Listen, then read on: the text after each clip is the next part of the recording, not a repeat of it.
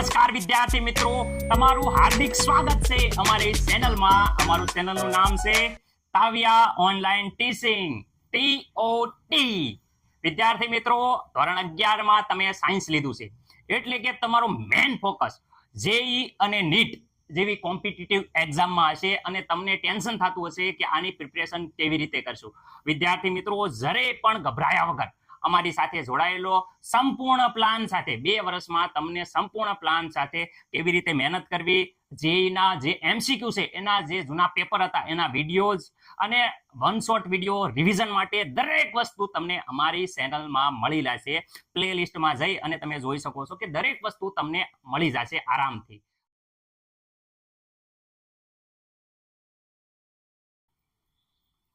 રસાયણ વિજ્ઞાનનો પહેલો પાઠ એટલે કે રસાયણ વિજ્ઞાનની પાયાની સંકલ્પનાઓ.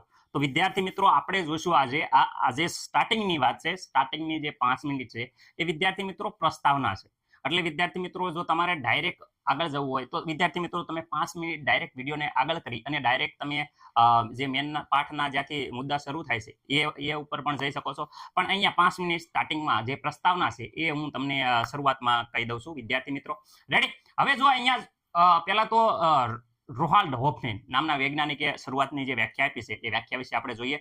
શું કહેતા રોનાલ્ડ હોફમેન? ઓકે વિદ્યાર્થી મિત્રો, તો રોનાલ્ડ હોફમેન કહે છે કે રસાયણ વિજ્ઞાન એ અણુ અને તેમના રૂપાંતરનું વિજ્ઞાન છે. વિદ્યાર્થી મિત્રો શું કહે છે? રસાયણ વિજ્ઞાન અણુઓ અને તેમના રૂપાંતરનું વિજ્ઞાન છે.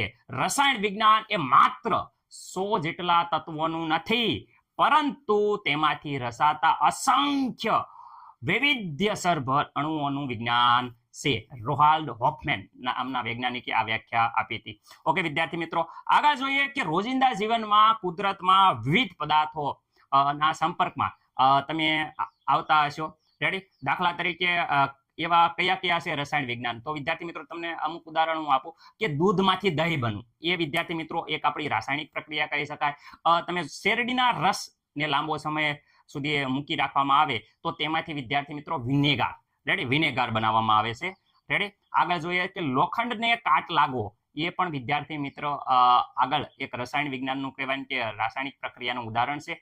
ઓકે વિદ્યાર્થી મિત્રો, હવે અહીંયા આગળ જોઈએ કે આપણે જોઈએ છે કે વિજ્ઞાનને જુદી જુદી શાખાઓમાં વિભાજિત કરવામાં આવે છે. ધોરણ 10 સુધી તમે વિજ્ઞાન ભણતા હતા, એ વિજ્ઞાનને હવે અહીંયા જુદી જુદી શાખાઓમાં વિભાજિત કરવામાં આવે છે. રસાયણ વિજ્ઞાન છે, જીવ વિજ્ઞાન છે, ભૌતિક વિજ્ઞાન છે, ભૂસ્તરીય વિજ્ઞાન છે, વગેરે વિજ્ઞાનની એવી કહેવાય કે શાખાઓ છે. રેડી? તો વિજ્ઞાન શું છે? તો વિજ્ઞાન એ એવી શાખા છે વિદ્યાર્થી મિત્રો જેમાં દ્રવ્ય પદાર્થની બનાવટ, બંધારણ અને તેમની પ્રક્રિયાઓ વિશે શું કરવામાં આવે છે? અભ્યાસ કરવામાં આવે છે. ઓકે વિદ્યાર્થી મિત્રો, હવે આપણે આગળ વધીએ. રસાયણ વિજ્ઞાનનો વિકાસ. વિદ્યાર્થી મિત્રો, ભારતમાં રસાયણ વિજ્ઞાનની વાત કરીએ તો પ્રાચીન ભારત, જૂના જમાનાની બહુ વાત કરવામાં આવે તો આપણે ટેક્સ્ટ બુકમાં અત્યારે 2 વસ્તુ આપી છે. એક છે તત્વજ્ઞાનીનો પથ્થર અને બીજો છે જીવનનું અમૃતત્વ. હવે તત્વજ્ઞાનીનો પથ્થરની વાત કરીએ તો તત્વજ્ઞાનીનો પથ્થર એટલે વિદ્યાર્થી મિત્રો પારસમણી. નામ સાંભળતા તમને ઝટકો લાગ્યો ને? પારસમણી વિદ્યાર્થી મિત્રો એવો પથ્થર છે જેને લોખંડ કે તાંબાને સ્પર્શ થાય, અડે તો તે સોનામાં રૂપાંતર થઈ જાય છે. અત્યારે આપણે આગળ એ પથ્થર હોય તો કેવી મજા આવે. રેડી? આગળ વાત કરે જીવનનું અમૃતત્વ. વિદ્યાર્થી મિત્રો, જીવનનું અમૃત એટલે વિદ્યાર્થી મિત્રો એ અમૃત પીવાથી જે આપણે પીએ તો આપણને અમૃતત્વ પ્રદાન થાય છે. જૂની વાર્તાઓમાં તમે જોયું છે કે દેવતાઓ અને રાક્ષસો જે યુદ્ધ થતું એમાં અમૃતની મોટા ભાગે વાત થતી હતી. રેડી વિદ્યાર્થી મિત્રો, હવે આપણે જોઈશું પ્રાચીન ભારત વિશે સમજૂતી.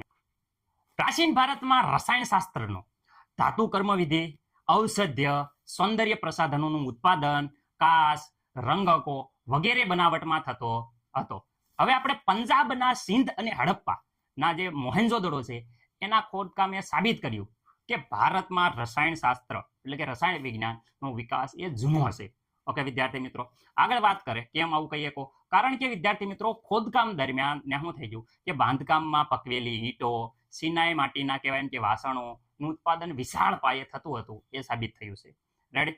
આગળ વાત કરે કે કાચની અનેક વસ્તુઓ દક્ષિણ ભારતના માસ્કીમાં અને ઉત્તર ભારતના હસ્તિનાપુર અને તક્ષશિલામાં કહેવાય કે જોવા મળ્યું હતું. આ કાચની વસ્તુઓ વિદ્યાર્થી મિત્રો કેવી રીતે બનાવતી? તો કાચ અને ગ્લેઝ ધાતુના ઓક્સાઇડ પ્રક્રિયક તરીકે વાપરી તેમાં ઉમેરી અને રંગીન બનાવવામાં આવતી હતી. હવે આગળ વાત કરીએ કે કોપર ધાતુ. વિદ્યાર્થી મિત્રો, કોપર એટલે તાંબુ. રેડી? તો ભારતમાં કોપર ધાતુ કર્મવિધિ ઉપખંડમાંના ચાલ્કોલિથિક, યાદ રાખજો સંસ્કૃતિ, કઈ સંસ્કૃતિ? ચાલ્કોલિથિક સંસ્કૃતિની શરૂઆત થઈ. રેડી? જેના પરથી આપણે કહીએ કે કોપર અને આયનનું નિષ્કર્ષણની જે ટેકનોલોજી છે એ ભારતમાં વિકાસ પામી છે. ઓકે વિદ્યાર્થી મિત્રો, હવે આપણે આગળ જોઈએ તો વિદ્યાર્થી મિત્રો, ઋગ્વેદ અનુસાર પ્રાચીન સમય દરમિયાન સાંભળાને કાતરવું અને સૂતરને રંગીન બનાવવાની કામગીરી હાથમાં ધરાતી. રેડી? ઉત્તર ભારતમાં કાળી પોલીસ કરેલા વાસણો છે એના ઉપર સોનેરી સળકાટ દેવામાં આવતી. કૌટિલ્યનું જે અર્થશાસ્ત્ર છે વિદ્યાર્થી મિત્રો, જે ચાણક્ય છે કૌટિલ્ય, એનું અર્થશાસ્ત્ર છે એમાં સમુદ્રમાંથી સાર ઉત્પાદનનું વર્ણન કરેલું છે. કેવી રીતે સાર ઉત્પાદન કરી રીતે? શ્રુત સંહિતા, રેડી? એમાં આલ્કલીનું અગત્ય સમજાવી છે, એટલે બેઝની મહત્વ સમજાવી છે. શક સંહિતાની વાત કરીએ તો શક સંહિતા એ ભારતનો જૂનો આયુર્વેદિક ગ્રંથ છે. રેડી? જેમાં રોગની સારવારનું વર્ણન કરેલું છે. રેડી? કેવી રીતે રોગની સારવાર કરે? તો ધાતુના અત્યંત નાના કણો બનાવી માંદગીની સારવારમાં ધાતુના ભસ્મનો ઉપયોગ કરવાનું વર્ણન કરેલું છે. રેડી? ધાતુના ભસ્મ છે એમાં વિદ્યાર્થી મિત્રો નાના નાના કણો હોય છે, એટલે કે નેનો ટેકનોલોજી બહુ પહેલા જ તે ભારતમાં વિકાસ પામી ચૂકી છે. રેડી? રસોદ ઉપનિષદ એની વાત કરીએ તો એમાં ગન પાવડરની બનાવટનું વર્ણન કરેલું છે. રેડી વિદ્યાર્થી મિત્રો? અને નાગાર્જુન એ મહાન ભારતીય વૈજ્ઞાનિક હતા. રેડી? જેમાં